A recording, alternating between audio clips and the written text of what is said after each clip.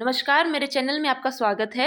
इस वीडियो में हम करेंगे ग्लिम्स ऑफ द पास्ट कि हमारे अतीत की झलक। ग्लिम्स होता है झलक, पास्ट है हमारा अतीत। बिफोर यू रीड, पढ़ने से पहले, here are some pictorial glimpse of the history of our country from 1757 to 1857।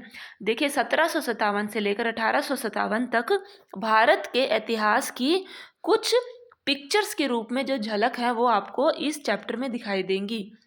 These pictures, ये जो पिक्चर्स हैं, जैसे ये वाली एक पिक्चर है, एंड स्पीच बबल्स। देखिए ये एक लेडी है, कुछ भाषण बोल रही है, इसका ये जो बोल रही है उसको बबल्स के रूप में दिखा रखा है।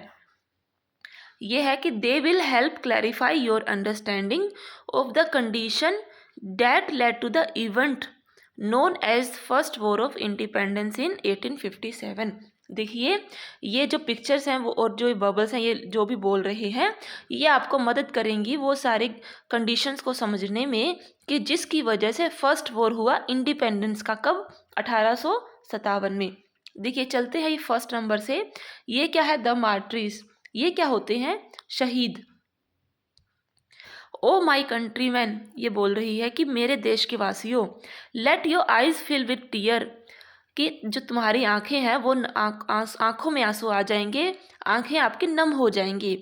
As you recall the sacrifice of India's martyrs, जैसे ही आप भारत के जो शहीद हैं उनके बलिदानों को याद करेंगे, किन किन मुश्किलों का उन्होंने सामना किया, किन किन, जैसे वो जेल में गए, किन किन मतलब उनके ऊपर चोटें लगी, क्या क्या उनके साथ हुआ, वो सब अगर आप याद करेंगे तो आपकी आंखों में आंसू आ जाएंगे। देखिए यहाँ पे क्या है, बहादुर शाह जफर जी हैं, रानी लक्ष्मीबाई है, इधर शहीद भगत सिंह जी हैं, सुभाष चंद्र बोस हैं, महात्मा गांधी जी हैं। ठीक है, ये काफ़ी सारी फ़ोटोज़ हैं, आपको आइडिया लग जाएगा कि कौन कौन से नेता थे, क्या क्या वहाँ पे घटनाएं हो रही थी। चलते हैं हमारे अगले पेज की तरफ। The companies conquest. कॉन्क्वेस्ट क्या होते हैं? देखिए ये होता है जीत, कि कंपनी जीतने लगी थी। कैसे जीतती थी ये आगे हम आगे देखेंगे कि 1757 से लेकर 1849 तक। देखिए विद, यहाँ से चलते हैं कि विद इट सुपीरियर वेपन, कि जिसको वेपन्स होते हैं हथियार, सुपीरियर मतलब बहुत अच्छे, कि जो इसके हथियार थे, the British East India Company was extending its power in 18th century India. 18वीं शताब्दी में जो ब्रिटिश ईस्ट इंडिया कंपनी थी वो अपने हथियारों की मदद से अपनी जो पावर थी वो इंडिया में बढ़ा रही थी। देखिए ये इंडिया 1765 का एक फ़ोटो है। इसमें जो येलो वाला है ये सारे वो जगह है जब भारत में, ये जो भारत के जो राजा थे, भारतीय राजा शासन करते थे। लेकिन जो पिंक वाला है ये ब्रिटिश की टेरिटरी थी। देखिए ब्रिटिश ईस्ट इंडिया कंपनी एक कंपनी थी जो व्यापार के रूप में भारत में आई थी, लेकिन धीरे धीरे उसने अपने हथियारों की मदद से भारत के कुछ क्षेत्रों पर कब्जा कर लिया था। सबसे पहले उसने बंगाल पे किया था। आगे चलते हैं कि इंडियन प्रिंस वर शॉर्ट साइटेड, कि जब भारत के जो राजकुमार थे वो नज़रबंद कर दिए गए थे। देखिए ये क्या है, शॉर्ट साइटेड मतलब कि दूर, छोटी छोटी इनकी दृष्टि थी, वो सोचते थे, वो ज़्यादा दूर का नहीं सोचते थे, जिसकी वजह से वो अंग्रेज़ों के चाल के बीच में आ गए थे, उनकी संधियों के बीच में आ गए थे, और वो एक दूसरे की मारने लगे थे कि मैं राजा बन जाऊंगा। और वो कैसे करते थे ये सब, आप ये अंग्रेज़ों की मदद से करते थे। डेट अपस्टार्ट राजा बाहा call the England merchant, they will help me to defeat him.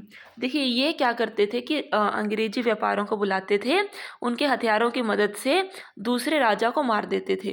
ठीक है, उसकी जो रियासत थी उसके ऊपर कब्जा कर लेते थे।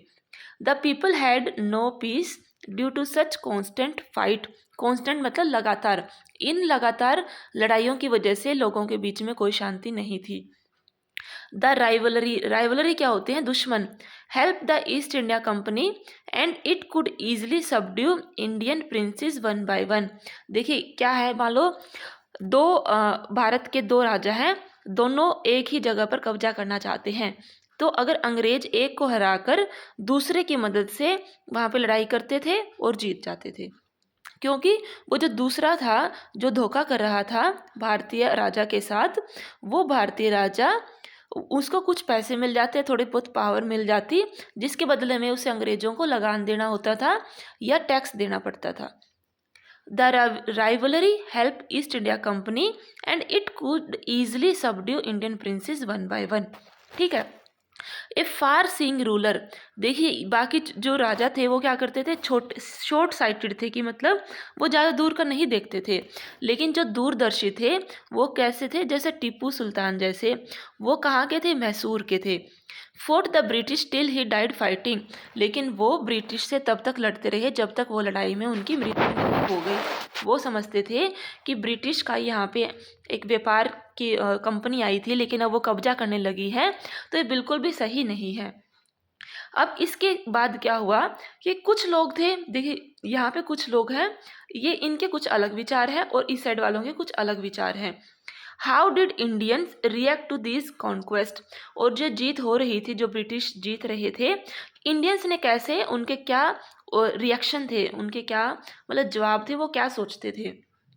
एक कहता है कि thank God there is peace in the country now, no more war and no looting by thug. देखिए अब क्या थे, ठग क्या थे, जो लुटेरे थे। अब कोई लुटेरा लूट नहीं रहा है और अब भारत देश में शांति है, अब कोई लड़ाइयाँ नहीं हो रही। एक दूसरा व्यक्ति कहता है it is God who sent the British, की भगवान ने ही ब्रिटिश को हमारे लिए भेजा है। Our destiny is link with them, कि जो हमारा भाग्य है वो उन्हीं के साथ जुड़ा हुआ है। दूसरी तरफ क्या कहते हैं, the white man has killed और डिथ्रोन्ड अवर किंग, कि ये जो गोरे लोग आए हैं इन्होंने हमारे राजाओं को या तो मार दिया है या गद्दी से उतार दिया है। Now we have become slave of foreigner, और हम विदेशियों के गुलाम बन चुके हैं। तीसरा कहता है कि some kings were not good but after all they were of this land, की कुछ राजा अच्छे नहीं थे लेकिन वो थे तो इसी धरती के। आगे चलते हैं। आगे है कि ब्रिटिश रूल 1765 से लेकर 1836 तक ब्रिटिश रूल क्या चला, कि religious leader preach ideas like untouchability and child marriage. देखिए जो धर्म के जो लीडर थे वो प्रीच मतलब ये शिक्षा देते थे, कैसे, किन आइडियाज़ की, छुआछात की और बाल विवाह की। एनीवन, और क्या कहते थे कि एनीवन हु क्रॉस द सी, कि कोई भी समुद्र को पार करता है तो वो अपना धर्म खो देता है। देखिए ये उस समय के लोगों की सोच थी। अनटचेबिलिटी क्या होता है कि उस समय जो ऊंची जाति के लोग अपने आप को समझते थे वो नीची जाति वाले लोगों को अपने घर में नहीं घुसने देते थे, या वो आ जाते थे तो बाहर आंगन में नीचे बैठते थे, उनकी कुर्सी या बेड पे नहीं बैठ सकते थे, उनके वाले बर्तनों में पी नहीं सकते थे, खा नहीं सकते थे, यहाँ तक कि कुओं में भी पानी नहीं भर सकते थे।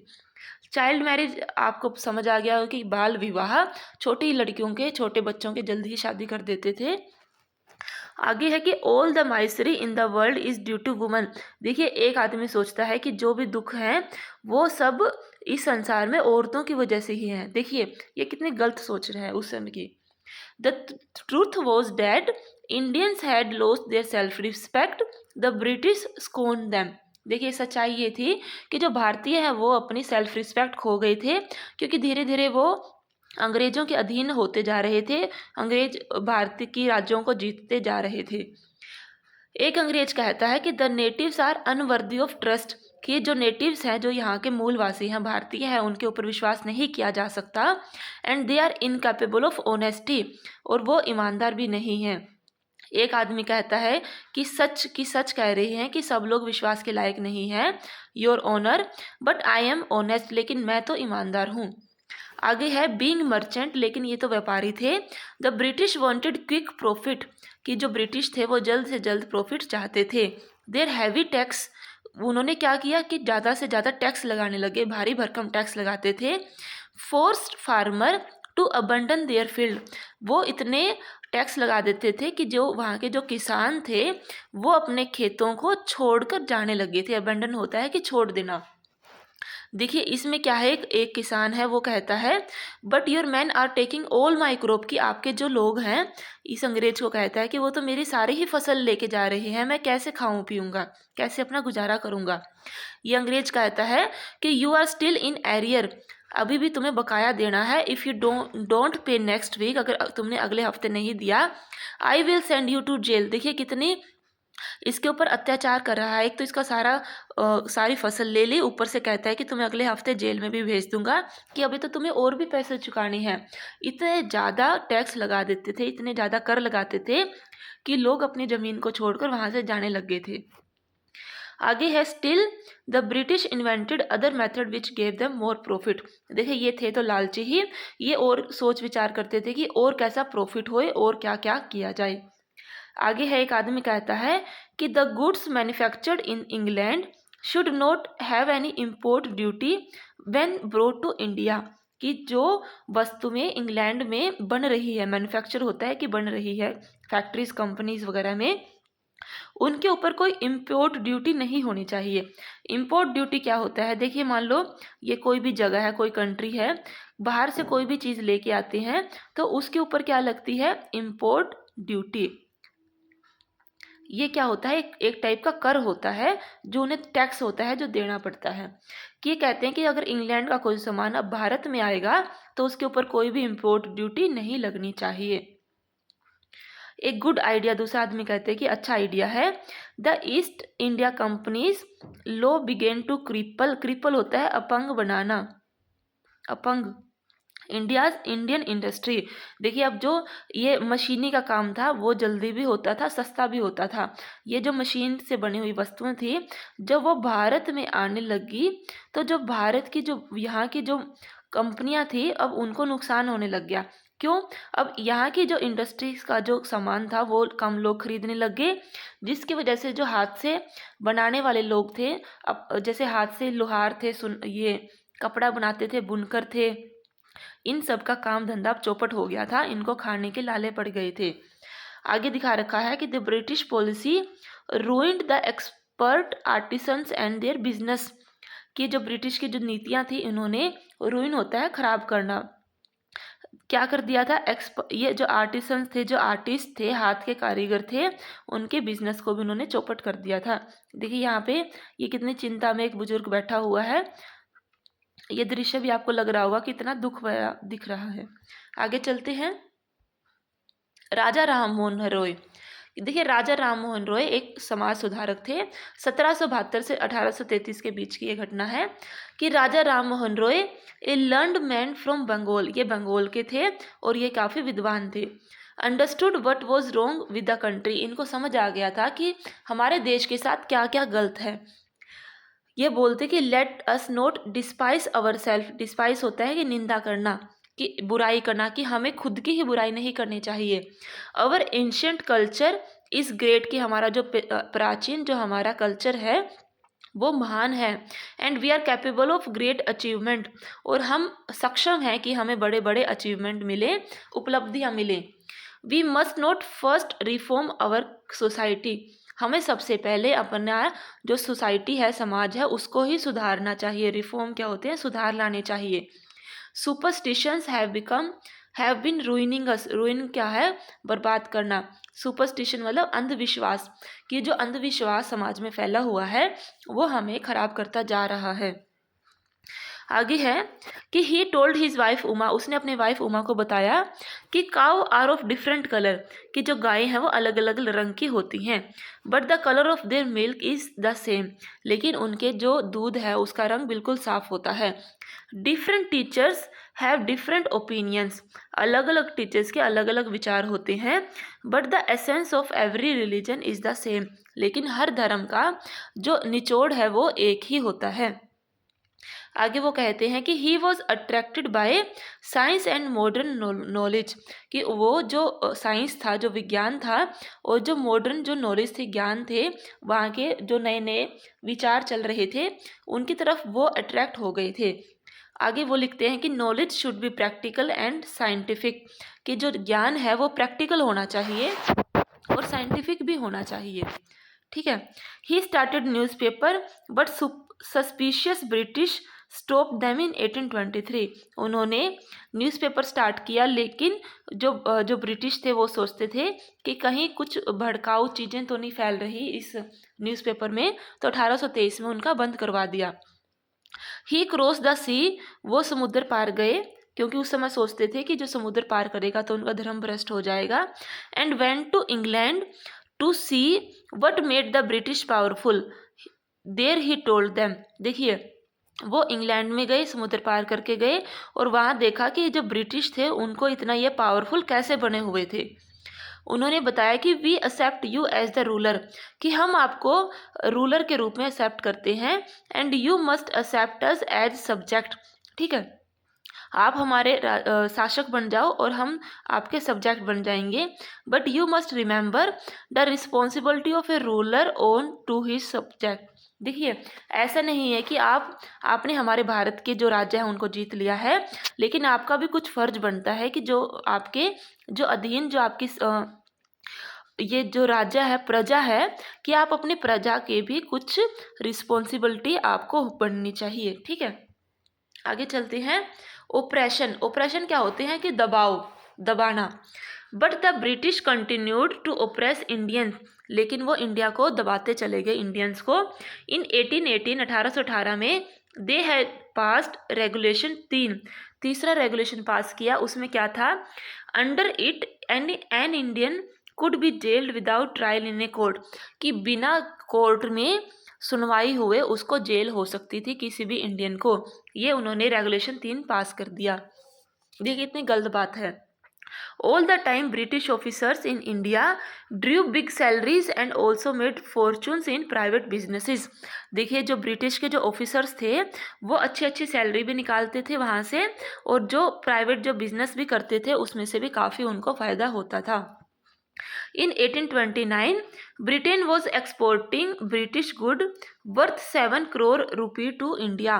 देखिए, 1829 में जो ब्रिटेन था, जो ब्रिटेन की जो वस्तुएं थी करीब 7 करोड़ रुपए की वस्तुएं भारत में एक्सपोर्ट करता था। आप अंदाजा लगा सकते हैं कितनी कीमत थी वहाँ पे। आगे है, the British prospered on the country's loot while Indian industry began to die.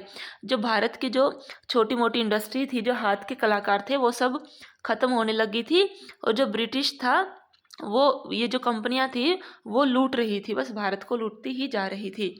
The governor general Bentinck reported back home. अब क्या था, जो गवर्नर जनरल था वो वापिस चला गया।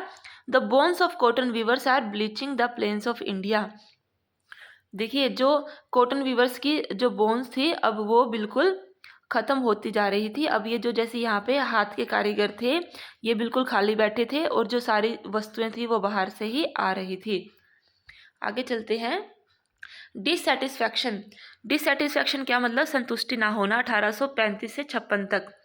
Education in India was in Persian and Sanskrit. Bharat की जो भाषा थी एजुकेशन लेने की, वो पर्सियन भाषा में थी और संस्कृत भाषा में थी। In 1835 a Englishman named Macaulay suggested a change. 1835 में मकोली नाम के एक इंग्लिश ने सजेशन किया कि थोड़ा सा चेंज आना चाहिए। We should teach the natives through the Indian language, कि जो यहाँ के मूलवासी हैं हमें उनको इंग्लिश भाषा सिखा देनी चाहिए। दूसरा आदमी कहता है कि मैं भी सहमत हूँ। English education produced clerk to whom the British gave petty jobs under them. देखिए, अब इंग्लिश एजुकेशन पढ़ाई जाने लगी और जिसकी वजह से जो उन्होंने क्या हुआ, क्लर्क पैदा हो गए। क्लर्क सबसे छोटी जॉब होती थी और ब्रिटिश उनको नौकरियां देने लग गए थे। Incidentally it also produced a new generation of intellectual. लेकिन इससे क्या हुआ, इंटेलेक्चुअल होते हैं कि जो अपनी मान लो जो विचारों का एक दूसरे के साथ मतलब बोलते हैं कि ये ऐसा होना चाहिए, वैसा नहीं होना चाहिए, जो ज्ञान की बातें करते हैं। We must educate our brother. एक आदमी कहता है, भारतीय, कि हमें अपने भाइयों को भी एजुकेट करना चाहिए। दूसरा कहते हैं and try to improve their material conditions, और उनकी जो कंडीशंस हैं उनको में भी काफ़ी बदलाव आ जाएंगे, कि वो भी 2 पैसे कमाने लग जाएंगे। For that we must convey our grievances to British parliament. इसके लिए हमें हमारे जो भी दुख है हमें ब्रिटिश पार्लियामेंट को बताने चाहिए होंगे। By 1856 the British had conquered the whole of the India. देखिए, पहले क्या था, येलो वाला बहुत ज़्यादा था, अब क्या था कि येलो वाला बहुत कम रह गया है, ये सारे भारतीय राजा हैं, और पिंक वाला सारा ब्रिटिश ने कब्जा कर लिया था। They cared little about the need of the Indian, लेकिन वो जो अंग्रेज थे वो कम ही सोचते कि भारतीयों को क्या जरूरत पड़ती है। अवर किंग हैव बिकम पपट, लोग कहते हैं कि पपट क्या होता है, कठपुतली की। जो हमारे राजा हैं वो तो बिल्कुल कठपुतली बन गई हैं। And we have lost our good old job, और जो हमारे पुराने जो काम धंधे थे हम वो भी खो चुके हैं। एंड लैंड, और ज़मीनें भी खो दिए थे। They are converting our brother, हमारे भाइयों को वो बदल रहे हैं। यू ओनली टॉक, तुम सिर्फ बात करते रहो। Do something to drive them out, कुछ करो ताकि वो हम उन्हें देश से निकाल सके। सिर्फ बातें करने से कुछ नहीं होगा। द स्पार्क्स, स्पार्क्स मतलब कि चिंगारी लगना। कैसे? 1855 टू 57, इन 2 सालों में क्या हुआ? Tax continue to ruin the peasant, की जो किसान थे उनको टैक्स जो वसूल रहे थे अंग्रेज, वो बिल्कुल उनको बर्बाद कर रहे थे।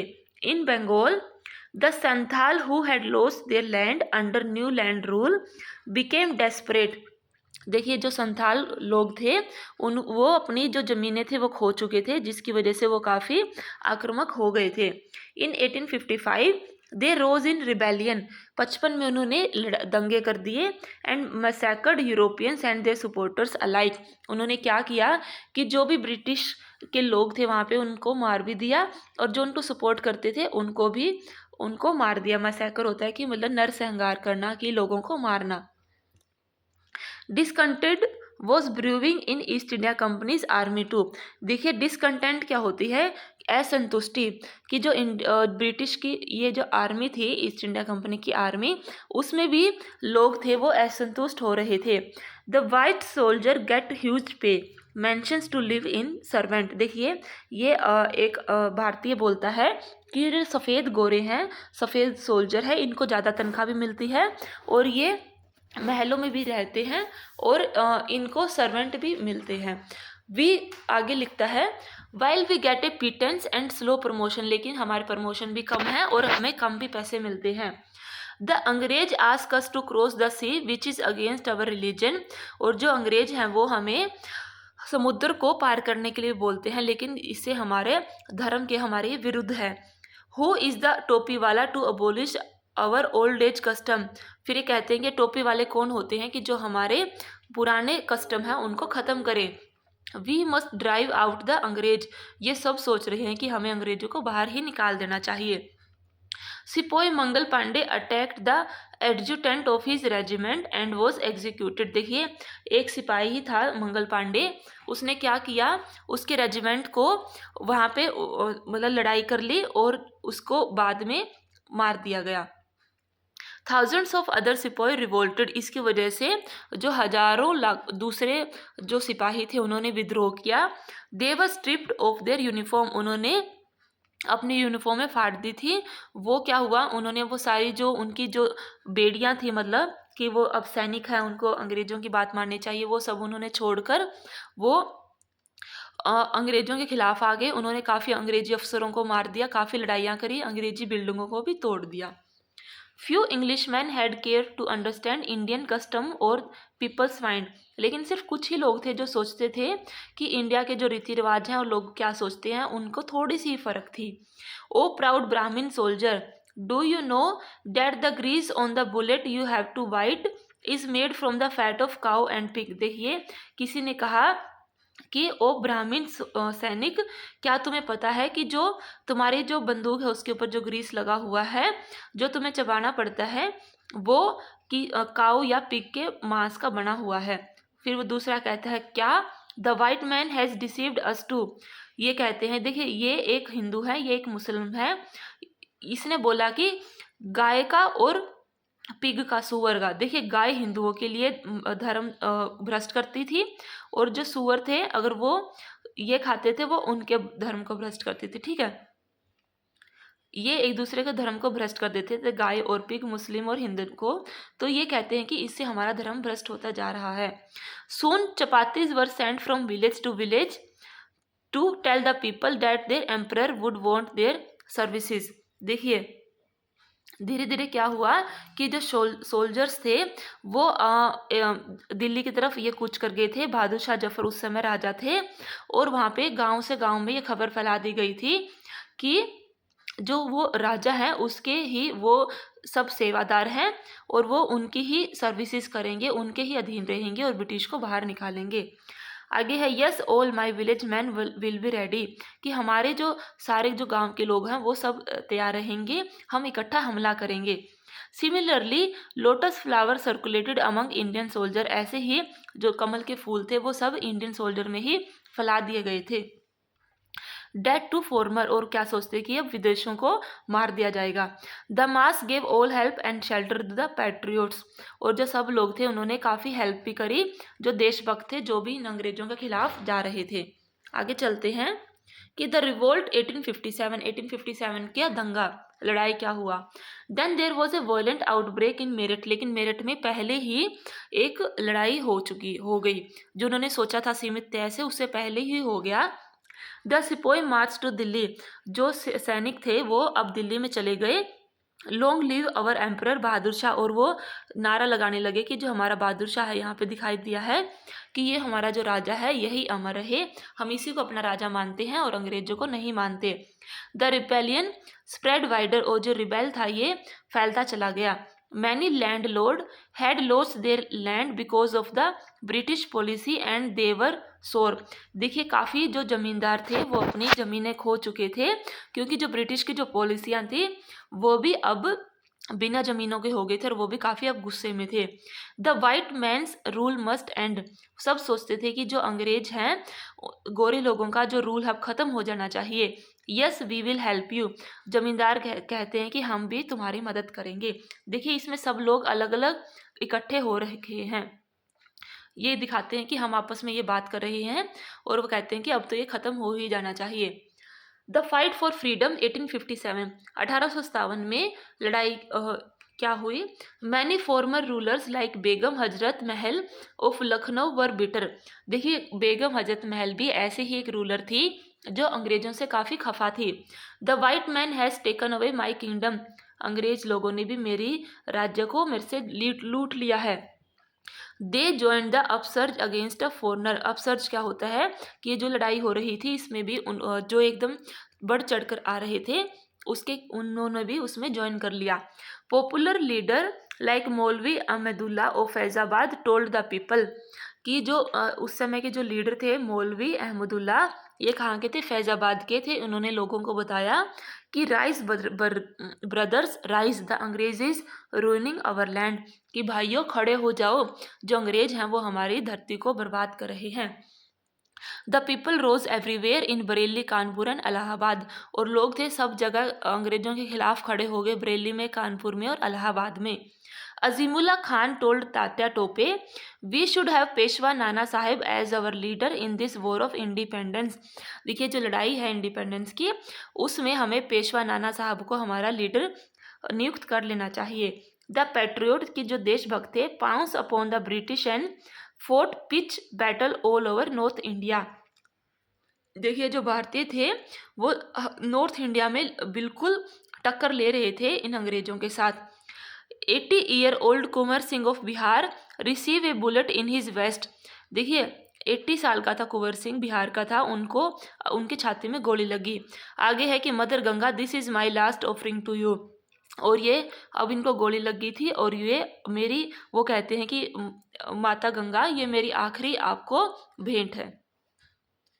देखिए ये हमारा चैप्टर यहीं पे ख़त्म हो गया है। आई होप कि आपको सब समझ आ गया होगा।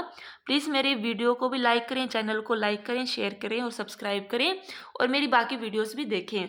अगर आपको कोई डाउट है तो आप नीचे कमेंट बॉक्स में डाल सकते हैं। Thank you for watching.